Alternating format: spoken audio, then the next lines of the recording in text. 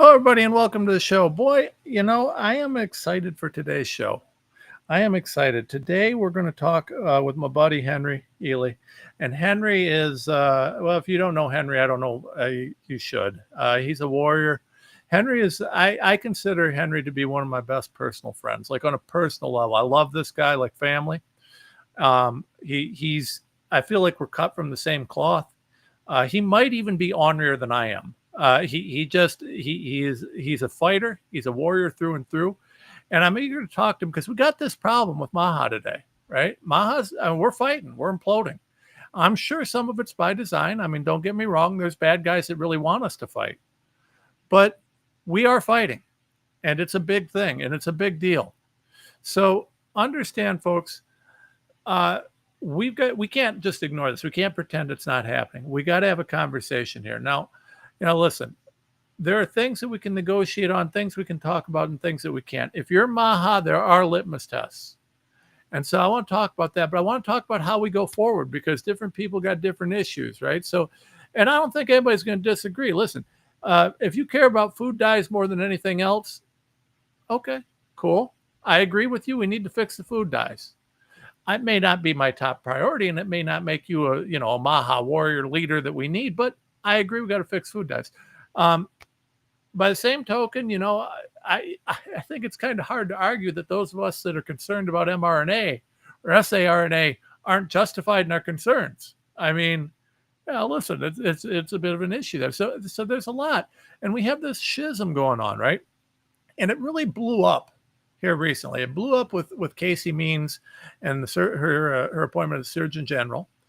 And I'm going to be real honest. On a personal level, I don't know Casey or Callie. I've never met either of them. I've heard all sorts of things. I'm not super interested in getting into all those sorts of things, but what I am super interested in is, the reality that we got a pretty big deal here. And with that appointment, there was just kind of an eruption because there's a lot of people in the MAHA base that are just like, wait a second, mRNA is still on the childhood vaccine schedule. Where's things happen? What's going on? What's happening here? And, listen, since this explosion, we just had what's his name? McCarty just came out and said, oh, we're looking at getting it off the mRNA off the schedule. Now, to me, that's great. That's great. I mean, we need to get it off the market, but I'll start with getting it off the schedule. But, we really, I don't think that it happened by accident. I think it's because of this explosion of the base. And I think that's kind of like with Pam Bondi and the Epstein list. Now she's talking about Epstein. Well, she sure as hell wasn't talking about it till we blew the whole damn thing up, was she? She didn't give a damn about it until we blew the whole thing up. So, there's a lot to talk about here, and I can't wait to talk to Henry about it. Before I do, we got to have your help, got to have your support. Need everything that we can do here. Become a monthly donor. GiveSendGo.com/Renslaw. GiveSendGo.com/Renslaw, right? And just listen, $20 a month makes a world of difference for us. We need monthly donors. Please consider, giving us $20 a month or more. Whatever you can give, we'll take, and we're grateful for it. Also, don't forget to go to TomRens.com, go to shop and affiliates, and, especially support our big sponsors, Kirk Elliott Precious Metals. If you're looking for a crypto investment, a legitimate crypto investment, Block Trust IRA has legitimate IRAs. They're regulated. They're IRAs. They're legit. Great sponsor. Got Satphone. Those guys are wonderful. And as always, don't forget my brother Ed Group and Global Healing. Love those guys. Now today, because my brother Henry's on, I want you to make sure that you're checking out healingfortheages.com. Healingfortheages.com. Henry's got a virtual summit coming up. Make your home healthy again. Henry literally knows more about this stuff than anybody I know. It's crazy. He just and one of the best researchers I know. Don't tell him I said so, but he's a pretty smart guy. He just knows a ton of stuff. So go to healingfortheages.com. Check out code RENS for 30% off, a big discount. But you want to make sure you get this. Like I said, Henry does an incredible job on these, and just wonderful, wonderful people. So make sure you're supporting them. All right. Without further ado, let me bring the man, the legend himself on, Henry Ely. How you doing, Henry? It's good to be with you, brother. And I feel the same way about you. We family, right? Wars will separate some people, but they also bring a whole bunch of new people together. And that's when we found each other. I was like the first dude in the entire country who was starting to mount legal efforts against the fraud and all the corruption and Yeah. everything. It wasn't anybody other than Tom Renz. And I'm so grateful for all the work you do and all the work you've done. And we have a big fight in front of us, but staying together is how we'll win it. Well, and just so anybody doesn't know, Henry has provided me expert analysis, testimony, all sorts of things from the beginning. In fact, the second major case that I filed was based on Henry's work. I mean, he uncovered the stuff related to all the PCR stuff, all this. I mean, he knew that before anybody, and it was based on his work that second major case came out. I mean, that was the case that made it so that everybody on the planet understood that the PCR testing was fraud. Mhm. That was a huge and very important case, and yeah, from the beginning, Henry's work has been incredible. And you're right, Henry. I mean, when I think back, and it's an interesting thing looking back, and I got no beef with this because I always knew that there were going to be bigger and better and stronger names that took credit for all the work that we did. Yeah, for sure. But it's interesting because a lot of people don't actually know. Your and my work did a lot on this. I mean, my first series of cases ended the lockdowns. Mhm. The big case I did with frontline doctors was the one that ended the vaccine mandates. And then the case that I put together for the guys, I had some other people file it, but up in New York made Fauci step down. I mean, you look at that, and then, the work that you and I did, you had the grand jury work, you had you uncovered so much on the research side. It was ridiculous. Every time I needed an analysis, a little secret about Henry, not only is he one of the smartest naturopaths I've ever met, but he comes from a mechanical engineering background. So the guy's one of these, smart guys about everything. I'm a dumb lawyer. I can't even spell mechanical engineering, but we got guys like Henry. He's an all-around guru on this stuff. But yeah, it's interesting because as we move forward, naturally those of us that fought hard, that made us politically. We're clearly not the kind of people that you would want in Washington because we're actually honest. And, we've told people that, so there was no expectations of that. I mean, and in fairness, I've had to call Trump out. I've had to call, his chief of staff, Susie Wiles, out. I've had to call a lot of people out. So I didn't expect they were going to give me a job. But it's interesting, though, that to see the way that some of the people who actually got things done have been marginalized, and some of the people who, and I'm not talking about myself, right? I mean, I'm certainly amongst that crowd, but I'm talking about you, Sherry Tenpenny. Yes. Some of the leaders around the country Right. that have kind of been kept on the outside of what's going on because reality is because they fought too hard. Right. Well, this is you're right on. And this is where you have to start looking at people's actions. I don't care what people say. I care what they do. All I do is read actions. Action's going to tell me everything I need to know. So why isn't Zen Honeycutt somewhere in the FDA taking down glyphosate? She's our most accomplished person. She's done it without the help of the government and really with government obfuscation throughout her entire career. Why isn't she in there? Why isn't Dr. Sherry Tenpenny somewhere in the FDA or the HHS leading a group on taking out vaccines? Why isn't Suzanne Humphreys in there right with her? Why isn't Stephanie Seneff in there? I mean, we can go down the list of people whose credentials are not only impeccable, their education is not only impeccable, but their activism for decades is impeccable as well. And they're on the outside looking in. James Lyons Weiler, another one, on the Brilliant outside. guy. Brilliant dude. Why are these people not in positions of prominence in the Health and Human Services division? Like this is Richard Bartlett. Bartlett's even got credentials as he was even advisor for Texas. I mean, he's even got political tech credentials, and he couldn't get in there. And so why aren't they there? And you have to start asking these questions. And then you have to say, well, they're not there, but people we've never heard of are here now.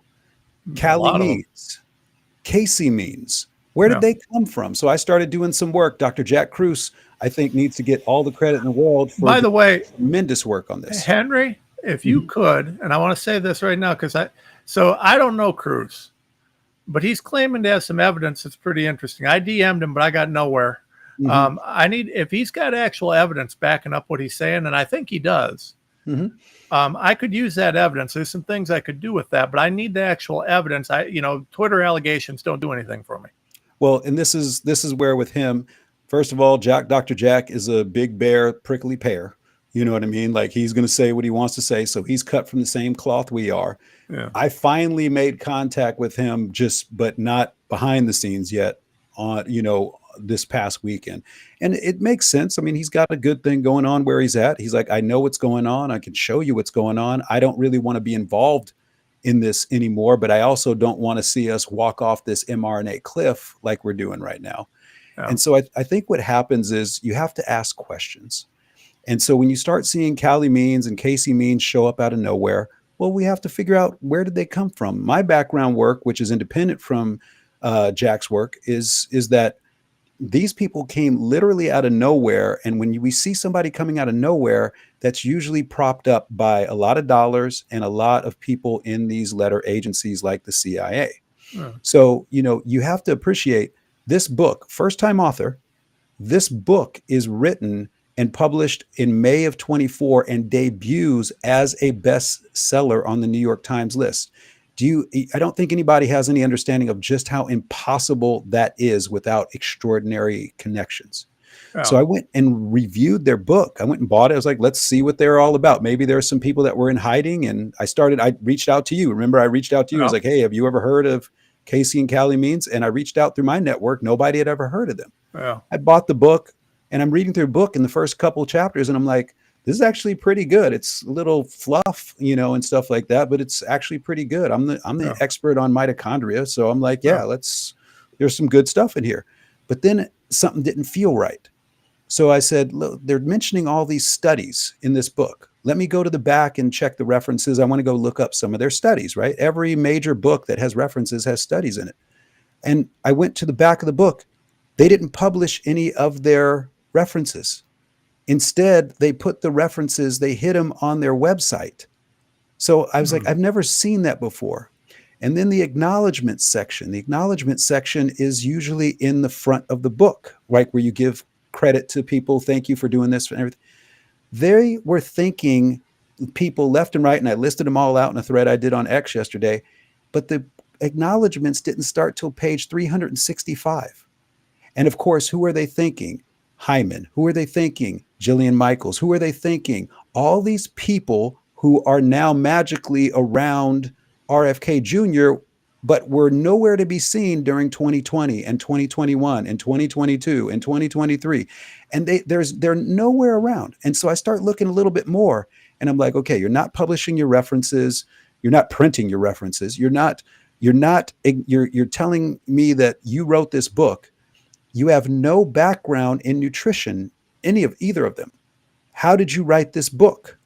And then they list the people in the back who helped them copy edit the book, which means they listed their ghostwriters. So I'm like, look, I know how the industry works. I write my own books. I'm a published author.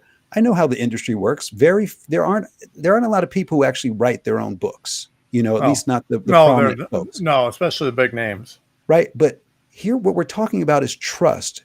You're misrepresenting yourself. And that's a terrible way to introduce yourself to people who already have trust issues, right? So I went looking a little bit more. Let me interrupt you because one of the things that's interesting about it, and I don't know these two, and I agree with you, they came out of nowhere, and there's a lot of things to ask questions about. But what I do know is this, right? So Casey's been propped up. And the reason that she's being propped up is they're saying that her ability to communicate is so phenomenal, right? So, no, she didn't finish her residency, or that doesn't matter. And okay, no, we don't want to look back. And I get that. I mean, I got a history. I was pro-vax till 2020. I was wrong about it. But so I understand that. But here's the thing, though. The one thing that's interesting to me is that she's been propped up as being, the guru communicator, but she didn't write the book. So there's kind of a thing. I mean, that is a question to me. I mean, don't tell me that if that's the main basis, if we feel like she's going to be the one that can communicate these things better than anybody, Okay, well, maybe we should hire her ghostwriters for the position. Well, this is what you have to understand about Casey Means. I'm curious why she's got that position. What was the basis for it? She's a white, liberal, Democrat woman, progressive. That's what she is. What do you base She's that on? look at I it. believe you, but I I'm mean, just telling. well, what do I base that on? I base that on her posts, and I base that on her own admission of what she is. Okay, fair enough. She's been very clear on who she is when you follow through on her posts. I haven't. So I'm curious. You're educating me on it as we right. go. And so you start seeing it. So first thing I want to do is say, well, a lot of people say, well, progressive is good. Stop, hold on, wait. What you don't understand is that the history of the progressive movement begins in the late 1800s, early 1900s, and it is a eugenics movement. Very much. They rebranded themselves, the eugenicists rebranded themselves as progressives. So anybody who's going out there claiming that they are progressive, what they are actually saying is, I am a eugenicist, or they're saying, I don't know my history and I am now a minion of the eugenicists. So that's number one. Number two is that with Casey Means, the thing we have to be very concerned about is, what was her company Levels all about? Implanting a biometric device that is going to be hooked up to artificial intelligence for 24-hour metabolic surveillance. This is the first step of, if this becomes accepted by people, this is similar to Elon Musk's Neuralink and Bill Gates, wanting to get, self-assembling nanobots into the body. I mean, they're all competing for, how are we going to put you under 24-hour surveillance? And what they'll couch it as is a humanitarian thing, because this is what eugenicists do. It's for your own good. It's for your own health. And what they're really thinking is phase two. Phase two of this process, and you can go and read through the literature and you can go and watch the conferences on this. Phase two is delivery of pharmaceuticals into the body. So it starts out with approval, with everybody accepting that they can be monitored for 24 hours. But the end goal is for them to be able to implant a device to deliver titrated amounts of what they call medicines, what I call poisons, pharmaceuticals into the body, all signaled, all activated by a radio frequency signal, which is going to be 5G. And that gives them the opportunity to turn you off whenever they want to. You say something on social media that they don't like, well, you had a mysterious death. No bullets required. No car accident required. Why? Because you invited the mark of the beast into your body. What Casey Means is a herald for the mark of the beast coming into the body.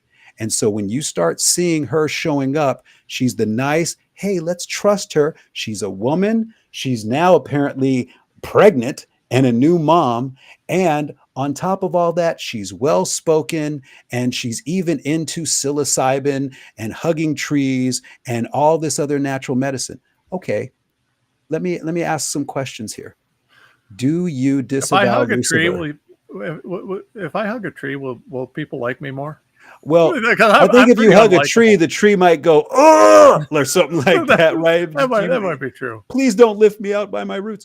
But the idea is this, Tom, is that this is a wolf in sheep's clothing. This is a Trojan horse that they're trying to get in. And that's why I finally made this is my line now. If RFK Jr. is the good person we all believe him to be, and I'm going to tell everybody, I have big problems with a lot of things he's done, but I still think he's a good person at the core of who he is. But I also think it's time to show that. And the way you show it is by booting Callie Means, rescinding the nomination for Casey Means on the ground she's just simply not qualified for this position. And then with the stroke of a pen authority he has today, all you have to do is go and read the legal authority of the secretary of the HHS. Mm-hmm. By the legal authority in him, he has the power today, without the president's approval, to declare autism an epidemic in the country. And he has the authority today, based upon the knowledge that has been presented by you, by Naomi Wolf, about the fraudulent nature, by myself, about the fraudulent nature of the Pfizer clinical trials.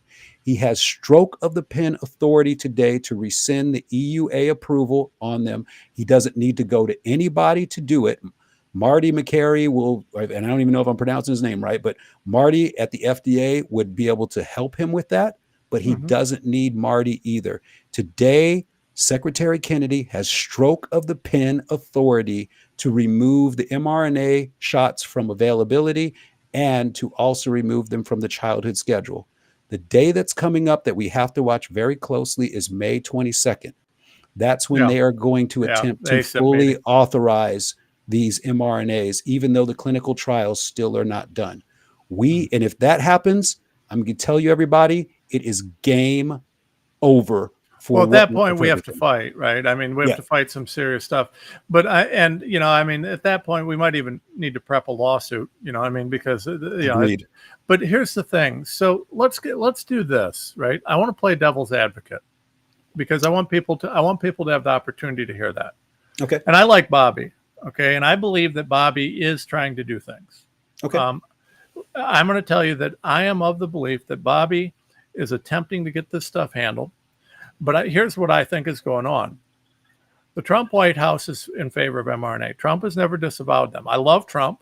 Right. That's the one area that he's the worst on, right? Yeah. Like what he's doing foreign relations, what he's doing, on some of the economic, brilliant. For the border, brilliant. The one thing he screwed up on and he's never gotten right was the vaccines. Right. Now, you got Susie Wiles, who I've talked about. And I gave her the benefit of the doubt because the White House people, some of the friends of Trump, some of these guys around there asked me to do that. Right. And so I've backed off of that. I said, let's see what she does. If Trump trusts her, okay, let's see. But, in terms of the health freedom stuff, they're a disaster still. And you and I both know, whether everybody wants to look at it or not, that the real reason that Bobby's not able to do these, Bobby's spoken out about vaccines for 20 years. Right. It's what he suddenly doesn't know MMR is bad. Right. And I see this stupid thing going around on the internet that it's somehow because of Cassidy. Cassidy has no legal authority over Bobby whatsoever. This is my same argument, Tom. Same argument. Let's be realistic about what's happening here. Mm-hmm. Trump and the White House do not want him pulling mRNA carte blanche. He doesn't have authority to do that. Mm-hmm. If Bobby does what you're saying, Bobby loses his job. Now, here's the problem. And here's the conundrum I have, right? So you and I both know what you and I would do. Mm-hmm. But maybe Bobby's better suited for the job because he's not you and I, right? Maybe. Because we would burn the damn place down and go skidding into the grave, with rubber and fire. But that's what we would do. Now, Tom, it would be the most interesting week in the history of the United States if you and I were in those positions. It would only be a week long, and we'd be dead at the end of that week. Right? We would be assassinated 2 days later. But it'd be a great week. It'd be a hell of a story. And if I got to go out, that'd make for a great story. At least the people tell stories at the end of it, Right. But here's the deal, right? The counter to this. Yeah. If Bobby were to lose that position, they're going to fill it with some jackass who is absolutely fraudulent, who is 100% owned. Damn well we're not getting another shot at Bobby being in there. So where does that leave us? I mean, are we better off? Is Bobby smarter being pragmatic about this and doing what he can to move it along as fast as he can and eventually kind of playing some chess and getting it where it's got to be? Or does he do like you and I would do and just burn the whole damn thing down? But then where does that leave us? Because the next guy's going to put it right back on the schedule. The next guy's going to overturn it. So what do you think? I mean, what do you do with that? Right. Well, there's something you and I love watching the strategy of all this, right? Yeah. Like it is sadly a big game. And, this is where we have to understand what's going on. When we look at this situation, the first thing you notice is you have Casey and Callie Means there. Callie Means has a lot more authority than anybody ever suspected. He has no reason to have that authority. The Political article just came out with him and Jeff Gillooly from the Wellness Company going back and forth at it that was interesting. As you have two groups vying for control of a very large budget. I mean, we have to kid by ourselves. The way, to be real clear, if the stuff that Galuli and the wellness company are saying is accurate, if they have the audio of what they're saying, if that's accurate, I don't see how Bobby doesn't have to fire him.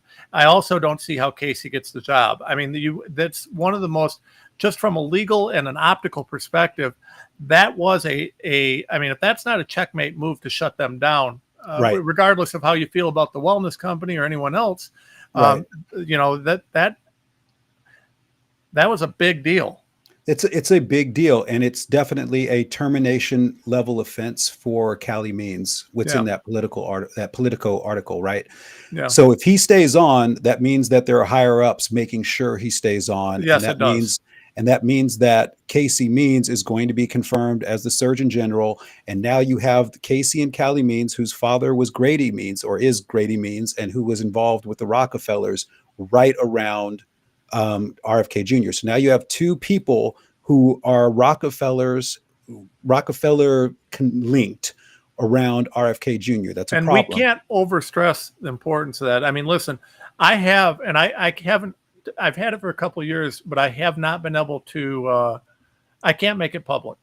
I have whistleblower stuff for Rockefeller Foundation, gigabytes of it, gigabytes, huge amount. And, it's like, these guys, I'm just going to tell you guys, I can't make it public because, I got to protect my clients. I got to protect people. And that's the way the law works. But I'm going to tell you that Rockefeller crew, they are dirty as hell.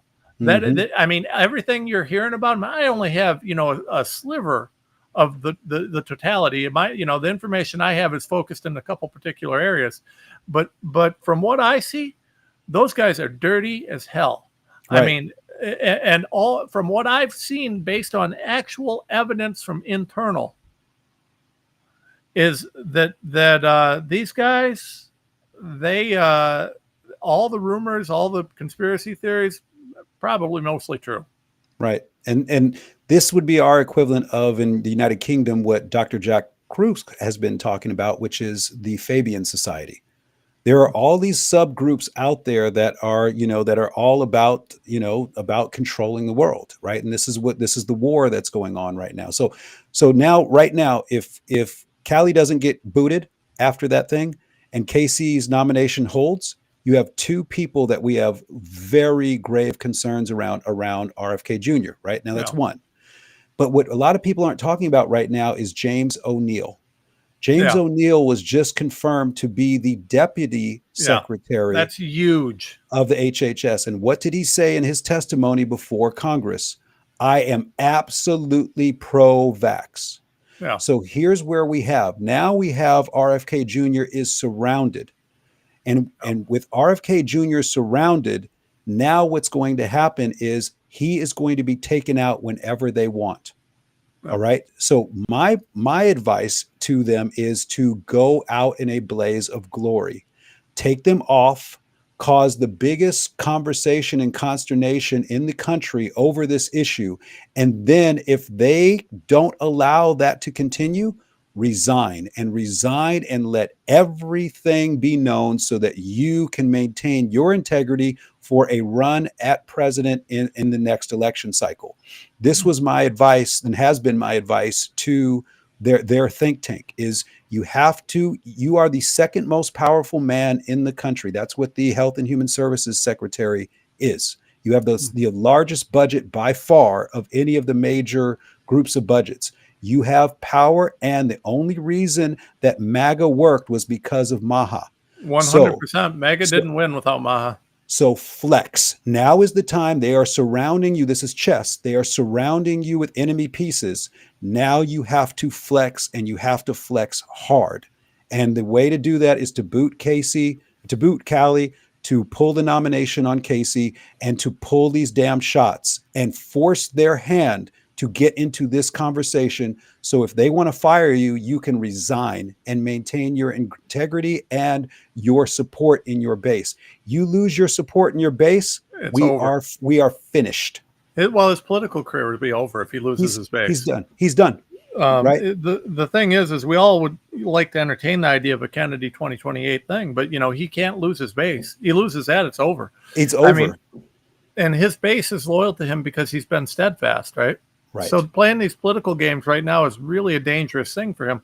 Now, I will tell you that, I've been pretty outspoken about the fact I said Trump needs to do this, but so I've also suggested Bobby needs to. He needs a team of people, and he can appoint a couple special employee type things. Like, because Kelly Means is working as a special employee, right? I mean, that's what he's working at. Bobby can do that. He needs to have 2 or 3 guys. He needs a small team of untouchables. People who are going to have his back, who can't be bought, who can't be. You got to be fearless. And I'm going to tell you guys something. For anybody that's not in this game, when I say you got to be fearless, I mean I've had to look the devil in the eye a couple of times. It's scary. You got to have some steel balls to do this fight. You have to, and when it comes down to it, when they're telling you what they're making threats against you, your family, everything that you've ever earned, everything you've ever had. I mean, trust me, I'm suffering still a lot on some of this stuff. That you gotta know, finding someone who truly won't sell out. That's a rare trait. He's got to get some people like that around him that will have his back. And they can't be people who are wishy-washy, who are going to negotiate, who are going to, we got to be reasonable with No, there is no reasonable. We're going to have your back. It's kind of like a Secret Service mentality, but more law, more investigative, more research oriented. You got to have that mentality that, listen, I'm taking that bullet for you if I gotta. Right. I'd rather take the guy out that's got the gun than take the bullet. Exactly. And that's where what we have to do at this point is the idea of an untouchable crew, legal, health, everything, all working together and saying, look, I'm bringing a bat with spikes on it with me and we're going to have some fun. If he would just create a little council, 5-6 people, a couple naturopaths, a couple doctors, a couple lawyers, simple as that. Rock solid. And the main job qualification is no pussies. Right. Exactly. Now, here's the deal. I told RFK Jr. this, and I told him, and I've been telling him for a couple of years, you are surrounded by parasites. Yes. Now, I got to believe you're smart enough as an attorney yourself to know that. You are surrounded by parasites. And I've told him you need people around you who don't need anything from you and don't want anything from you. And I offered myself up a couple of times and I said, listen, I have my own school. I have my own things. I am a dude that doesn't need much. All I need is for our children and our grandchildren to have every possible advantage for their future. And I 100%. I can't secure that for them without us taking out the vaccine industry. We've got to take it out. That's why I've been telling people our number one thing now cannot be chemtrails, sadly, even though that is a big issue. I'm glad that we went after them. I am too. It's not number one, but it's it's an important thing. Our number one issue is repealing 42 USC 300 AA-11-15 and -22. Our number one thing is repealing the protections that the vaccine industry, because what they're going to do is they've taken and created turbo cancers everywhere. Yep. You heard Larry Ellison come in to the White House right after the inauguration. We are going to have cancer therapies. No. Yep. Cancer vaccines. Yep. AI created 48-hour cancer vaccine. Tested 0, no test. Right. And you just saw on May 8th, Tom, you just saw Marty at the FDA just say they are using AI to accelerate this process. They've started this process now. Well, okay. Henry, I think you probably saw it, but maybe you didn't. So I put out a few weeks ago on it because Trump's executive order actually enshrined.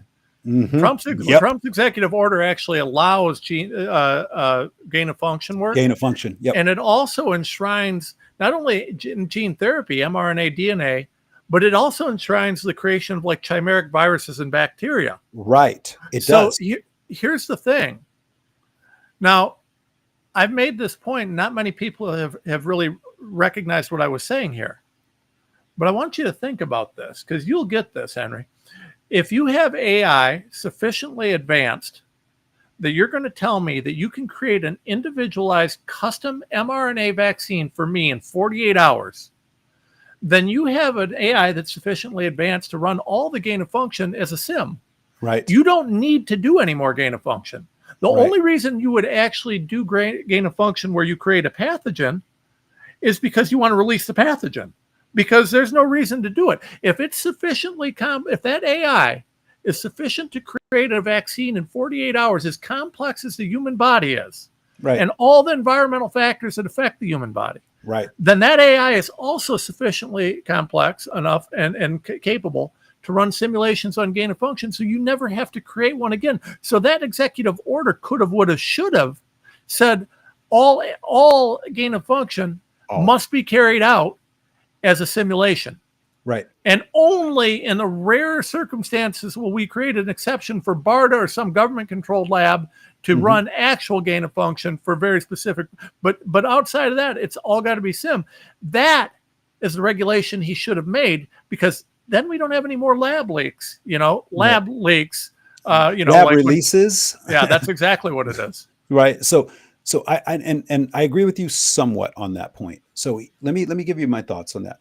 Please. Number one, the reason Larry Ellison comes in and says we're going to create a 48-hour AI generated cancer vaccine is because when you designate it as a vaccine, now it has the protections of the law. You can't sue them. Immunity Act, yeah. So now you can sue them on chemo, you can sue them on radiation, you can sue them on surgery. What they're going to start doing is phasing out chemo and phasing out even radiation, just like they're going to phase out the first generation shots, blaming autism. That's what's coming in September. They're going to say all autism, we agree, it is caused by the shots. We're going to phase them out in favor of AI generated mRNA, right? It's not hard to see what the game plan is. Nope. So with that in mind, that's the game afoot. And there's a huge, what's the largest industry in the cult of Asclepius's medical model? Cancer. So now they're going to have cancer liability free is what they're salivating over right now. Okay. So when you start talking about gain of function, I want to go back to the letter that scientists around the world sent then President Obama, that turd, all right, and sent to him saying, we have to absolutely, make sure gain of function is something that we cannot do, period. It has to be outlawed. It cannot be something that even we do simulations on. We cannot entertain the idea and the notion of playing God with these things, because we know what's going to happen.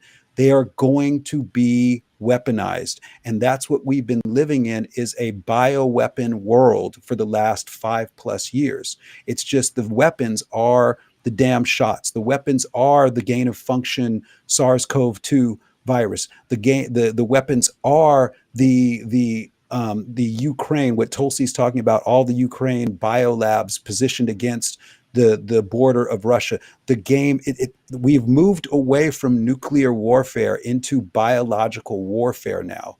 And they're still trying to maintain the legal protections and also the plausible deniability protections in the public eye. And we're not having honest conversations about what's going on. That's why I'm so infuriated by the Arcturus 2304 fast tracking on April 10th. You see, say it again. I'm going to say again, Tom, I don't care what people say. I care what they do. Your actions are going to tell me everything I need to know. Secretary Kennedy gets confirmed on February 13th. Marty in the FDA gets confirmed on March 25th.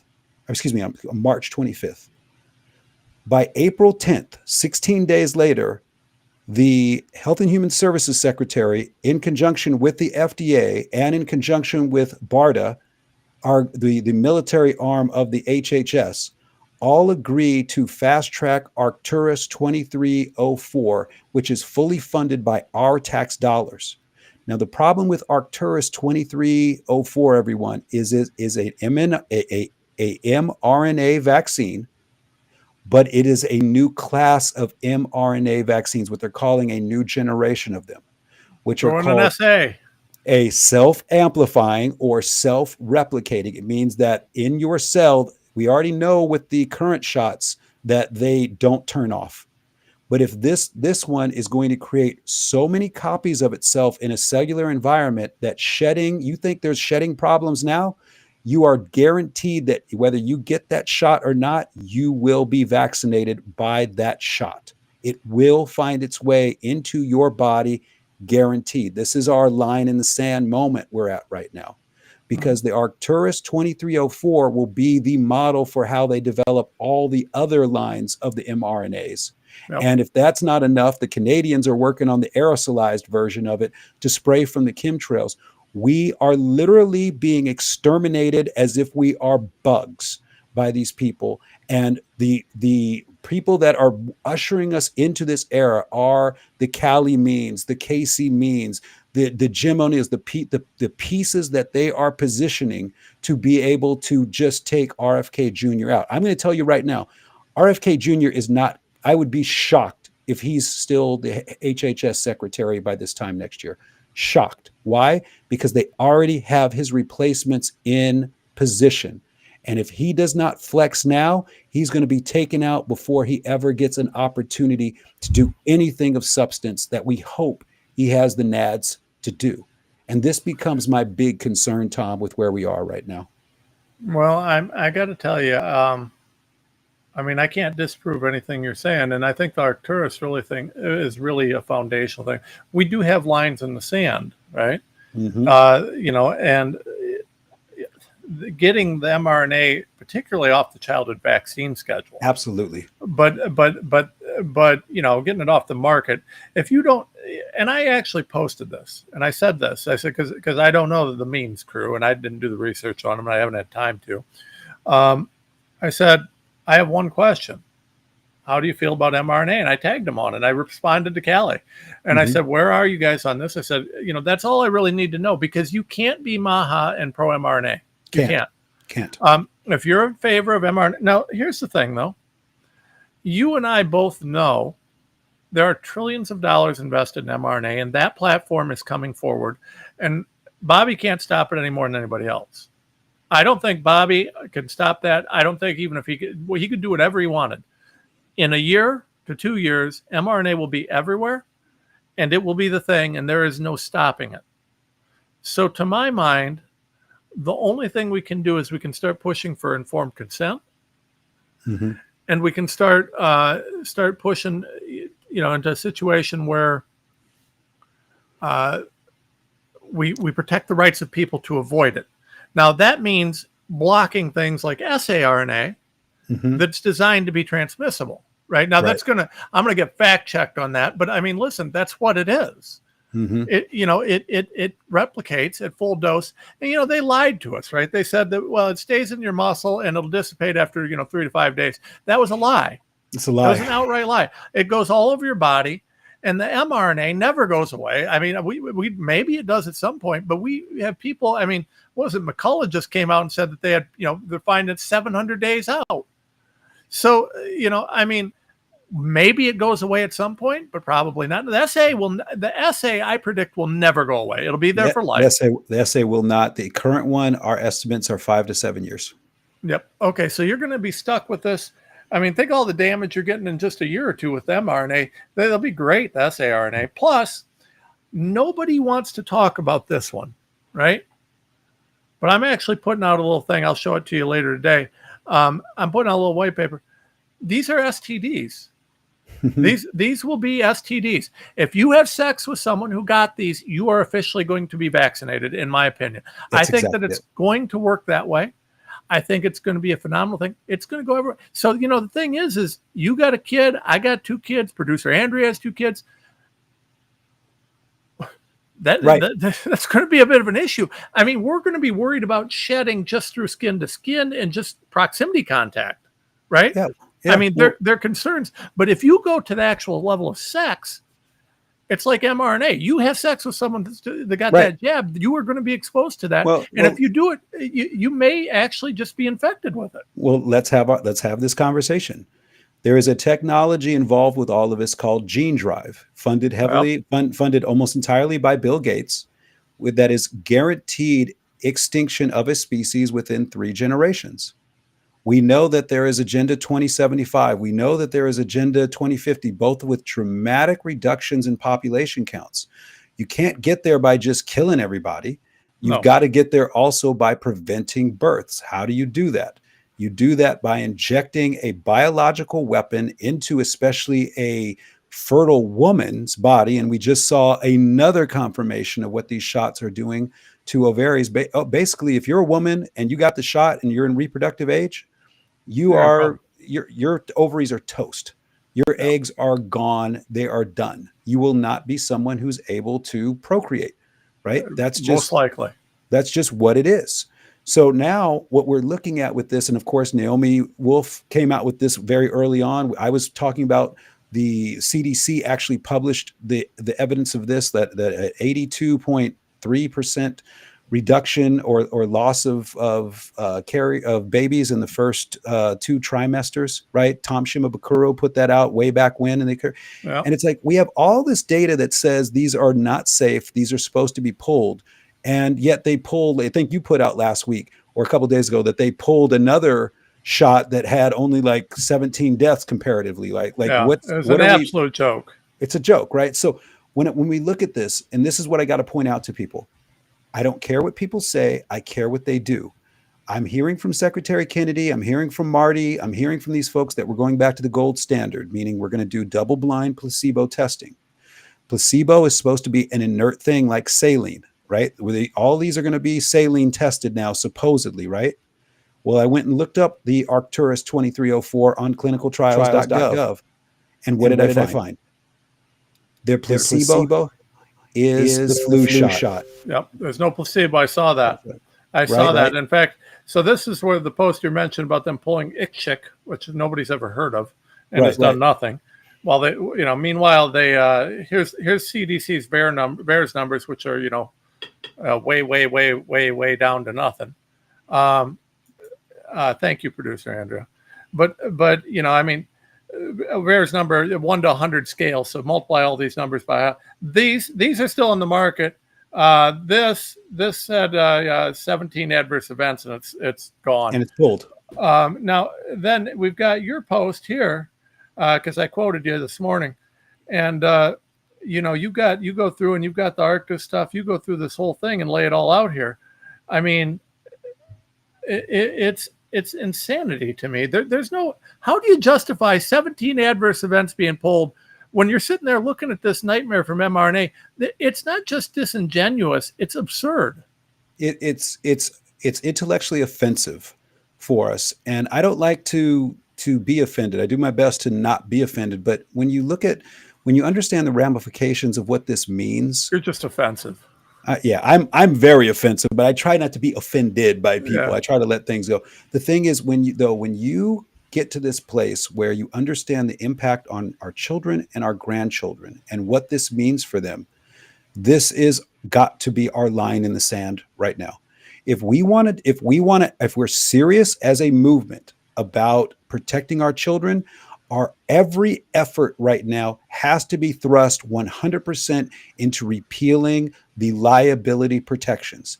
The only way we are going to rebalance these scales is to be able to sue these bastards into oblivion when they injure and kill our children and injure and kill the people that we love.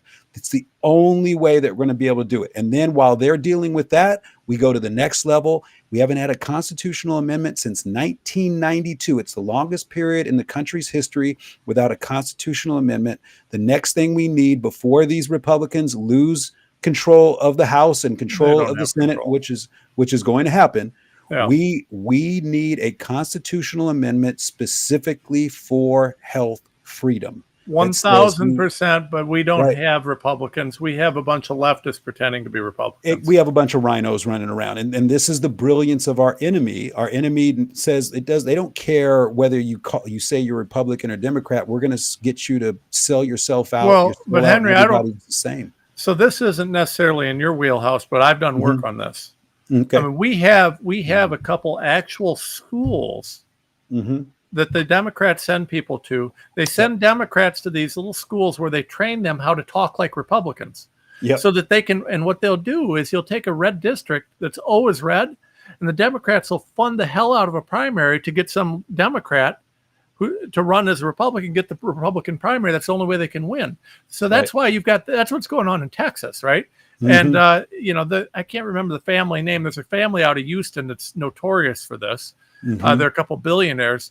But that's why you've got what's going on in Texas. It's why you have one of the reddest states in the union that's controlled by the left. You know, I mean, Right. it's like, how does that happen? Dude. Yeah, I'm going to tell you, man, I don't see how we're in the fall of Rome right now. Yeah. We're in the last days of Atlantis right now. And you know, the issue that I have with people. I thought everything was good. Everybody tells me Trump won, so we're free. Just Oh, put down your this is winning. Are you tired of winning yet? I'm like, I'm tired of it. I am exhausted from all this winning. It's yeah. So my thing with people is this, and this is why I just wrote the new book that I did that came out. I got to send you one, by the way. Yeah, I didn't see you had one out. What's in that? We haven't done an advertising campaign on it yet. It just dropped on May 1st. Okay, well, tell everybody what it is, because they should buy it. 2 copies. Yeah, if you go to drhanele.com, drhenele.com, that's drhenele.com, you can get this book. You can get the documentary that goes along with the book. It's called The Book of Questions. And I've been in a lot of conversations with God over the last couple of years, and this is what I'm being told to do now. Is very simple. Take no offense, speak truth, be selfless, and remain humble. And so what I've done is I didn't want to write a book about COVID. Oh my God, no. And I didn't want to write a book about everything that's going wrong in the world. I wanted to write a book about how to heal the traumas in your life so that you can reconnect and get back on the straight path with God. And so I told 9. I could use that book. Right. Who couldn't use that book right now? Right. So what I did was I wrote, I shared 9 very impactful stories from my life, all true. I take people through the time my mother was killed by the cult of Asclepius. I take people through the time I almost committed suicide and God grabbed me and said, not yet, you can come home anytime you want, but how you feel there is the way you're going to feel here. I take people through very impactful stories in my life because I know something. When you hear somebody else's story, it sparks a memory, a recollection of something that's gone on with you. And then at the end of each chapter, I ask key questions for the reader so that the reader can process the trauma that they've experienced and turn it into a source of strength for themselves. Like, that's what this is about, because this is a holy war we are in, truly. And we are not getting through this without God right next to us and all around us at all times. And I think we sometimes get into the minutia of the fight and we forget the greatest thing that we could possibly remember, that God is all around us and God has this. And the most important thing, this is where you talk about we need to be fearless, right? The reason you and I are fearless is because we have a great relationship with our Creator. The reason we are fearless is because we know death is not something to fear. That's really accurate. Right? That's the thing that separates a true patriot fighter from a person who's just talk or a person who's scared is the relationship with God and the understanding of what comes next. So I actually was given a full vision of what comes next twice in the last 10 years. I've been where we go. I've been given very clear instructions on what I'm supposed to teach. And I share those stories with everyone so that you do not have to spend another moment of your life in fear of death, ever. I'll tell you a personal story, Henry, and I don't think I've shared this. I'll share with anybody, so I'm going to share it online. But I've gone through some tough things over the last couple months, last year or two. It's been a rough go, and I got real mad at God. I had a couple. I got real pissed off, and he and I we're back. We're good right now, right? We're good. I never disavowed him. Mm-hmm. I always loved him, and he was always still the man. But I was mad at him. Mm-hmm. And if you asked me, I'd tell you I'm pissed at him. Mm-hmm. And I woke up one day and I realized, what this is. It was the first time in my life. Because I had some death threats or something come in over some, I don't know what it is, something. It was the first time in my life that for a moment I was nervous about death. And it woke me up and it reminded me, I will not live that way. I will not, because I've never feared death. Never. When I started in this COVID fight, I got more death threats because I was the only guy doing it. I mean, I was only the attorney out here doing what I was doing. I got trained attorneys, right? Yep. So I made it up as I went. I have more death threats. I used to have to go on media tours to tell everybody I wasn't suicidal. Right. Because they were that serious and that many of them. And I never talked about that really publicly. I mean, I would joke about it on a show because that's how I was trying to prevent, but it was that serious. Never did I care one bit. But then I got mad at God and our relationship was fractured. And during that very short period, and I'm good now. Like, I'm back to good. You can shoot me if you want to shoot me. I'm good. Me and the big man are golden. But during that period, it was the only time in my life that I've ever had any fear of death. And it was the second that I feared it, I realized how awful that must be. It also led me to something that I thought was a pretty profound question. How in the hell could you go through your whole life as an atheist? Because I got to be honest with you, I would be paralyzed. I wouldn't be able to do anything. I would be nervous about everything. I mean, and I'm not talking about agnostic. I'm talking about an atheist. You know he's there, and you're like, just against him. I mean, isn't it cool though that he gives everyone the freedom to do that though? Oh yeah. Well, God is freedom. I mean, he is the true giver of freedom. It comes from God. Right. This is let me share something with your audience right now. I think this is chapter 3 of the book. All right. Yeah. And you remember when we did Choose Your Own Adventure books? You remember those? Yeah, I remember that. So I wrote the book like this. I wrote the book so that you can find the chapter that's right for you and jump around, in it and hear the story that'll spark the memory, that'll allow you to start answering questions. Because we all know the answers. You don't need 20 years and $200,000 of psychobabble to get to the truth. Your truth. I only need 150,000 psychobabble.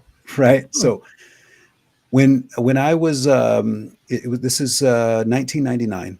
I'm going through a rough time. This is actually what launches me into natural medicine. Okay. Yeah.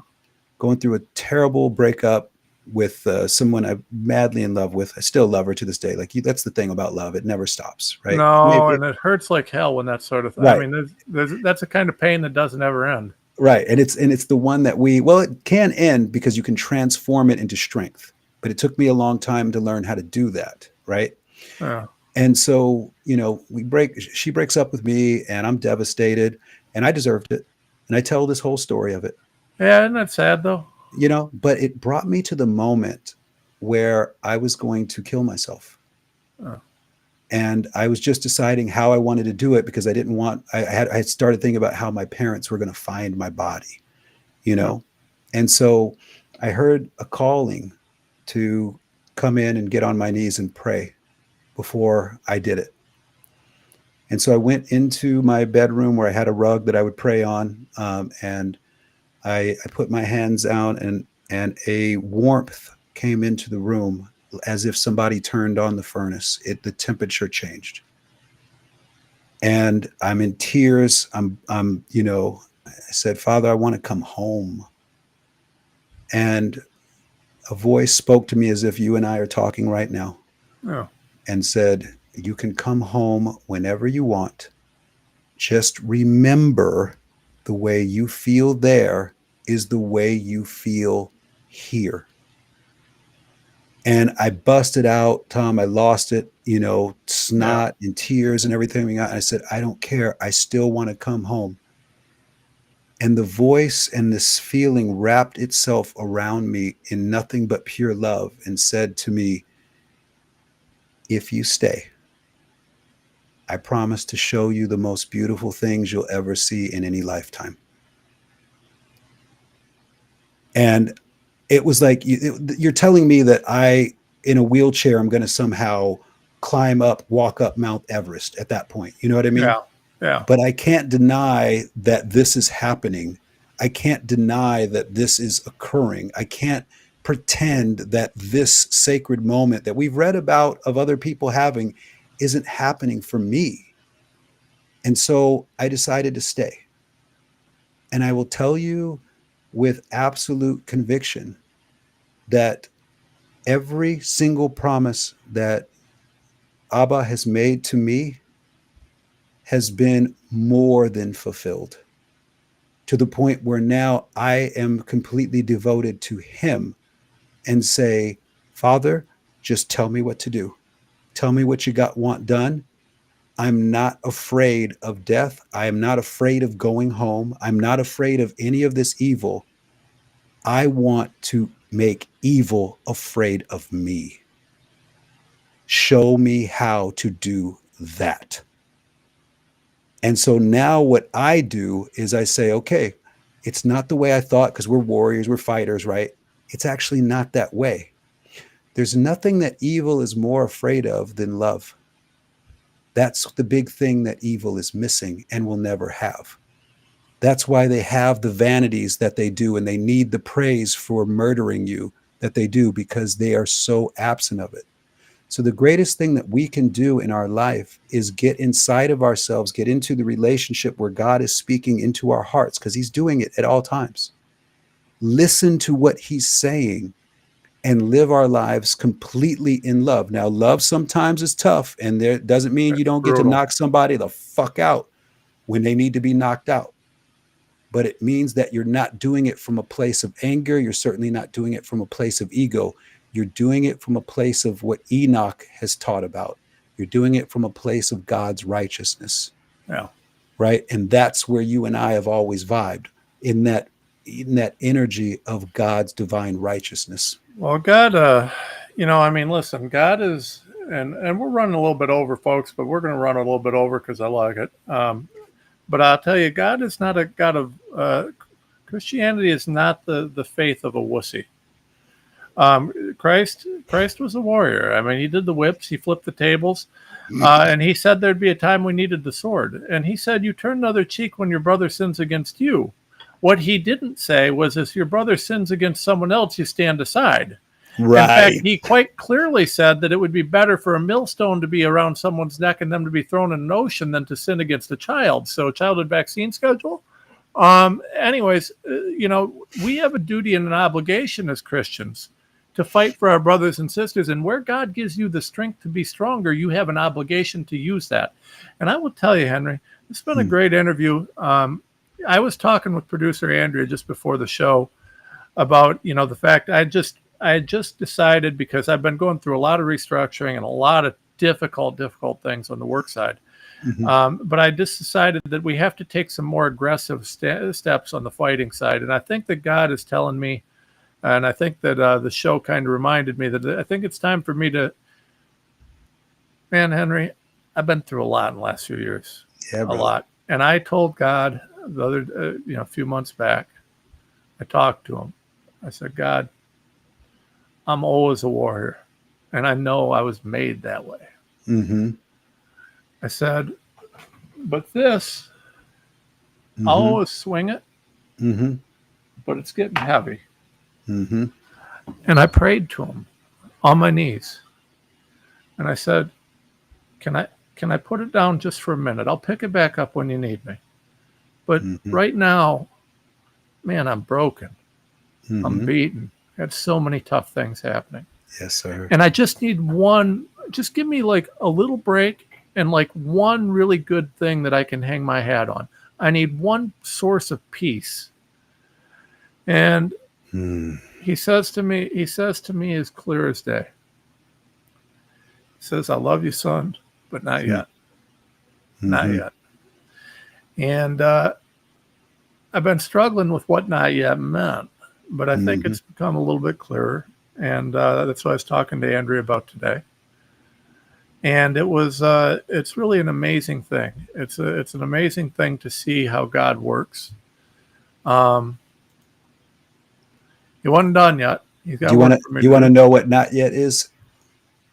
It means I got work to do. Well, I know that, but there's something else in there. And I don't want you to tell anybody, okay? I don't want you to tell anybody, all right? It's between you and I and the listeners. Right. Well, don't even tell them. I just want you to answer this. I want you to ask yourself this question and then listen to God telling you exactly what it is. Don't tell anybody about it. Okay? You ready?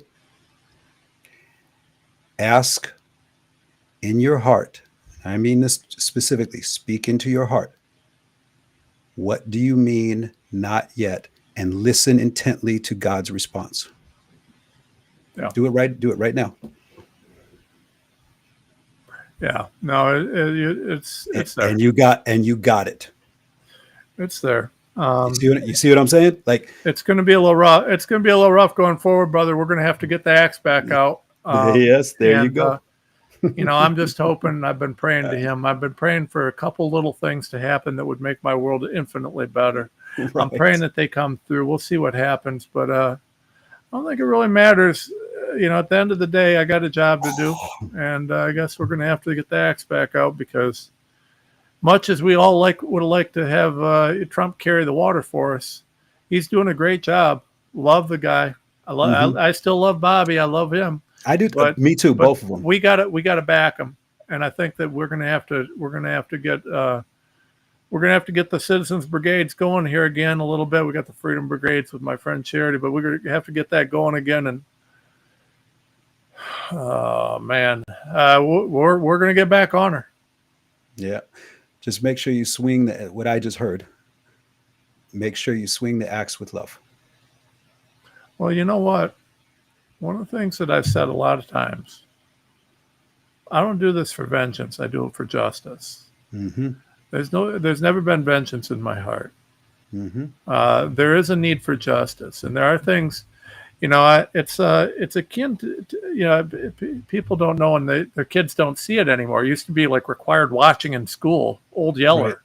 Old Yeller. The saddest movie in the history of movies. Right. But and I'm sorry if I'm ruining this for anybody. If you haven't seen Old Yeller, spoiler alert. Yeah, spoiler alert. You can block right now. But Old Yeller is this kid's best friend, the dog, and it saves his life, and this and that and other. But Old Yeller gets rabies, and the kid, because this is back in the day when boys had to learn to be men. Mm-hmm. The kid had to put the dog down. Mm-hmm. And, heartbreaking thing. Mm-hmm. We have to have the strength to put the dog down sometimes. Mm-hmm. And I don't like it when I got to do that. I've had to do that a bunch of times in my life. But I think that God's got some things he needs me to do. I think maybe it's time for you and I to dust off our, oil the axe, get her ready. I suppose we got some stuff to do. And we'll talk about that off air a little bit. I got a few plans, so for sure. Because I may have been waiting, but I didn't put the axe down entirely at all. I was just kind of looking at where the next best spot to be was, but I think we're getting there, right? We can't really sit aside while they're putting out these poisons and some of these other things that are going on. And Bobby probably needs our help, so we'll give him a little bit of backup. He's going to need some help. He's surrounded. Here's the thing. I'm going to say this the correct way, because I do think, and I want everybody to be clear on this, I'm very hard on him. Yeah. I'm very hard on him because he is the rightful one to lead. And I am a leader. So when I see a leader not doing smart things, I am going to say that, because that's my way that I help. I, of course, want him to be successful, but there is no scenario where I will trust the plan. Nope. There is no trust but verify. Right. There is no scenario for that. So what I will tell you right now is his approach, his tactical approach is failing. And if we are in a war and we understand that we have to have the integrity to be able to adjust our tactical approach when we realize that it is failing. When you are allowing yourself to be surrounded by plants and cult of Asclepius supporters, your plan is failing, and you're going to have to flex so that they develop some level of respect for you. And if he's not willing to flex right now on Callie Means and Casey Means and let the cult of Asclepius know that he cannot be bought and that he cannot be made to be afraid, then he is going to find himself on the outs within the next year, because they are positioning already for his removal. And if I don't tell him that, I don't care about him. Okay. Amen. Amen. So, That's how you support him and Trump, by having their mhm, back. right. That's how I have So, these two men's back, by telling them the truth. Henry Ely, my brother, and I Love you, mean man. that. I love you. Thanks for being here. Thanks everybody for watching. We'll be back soon.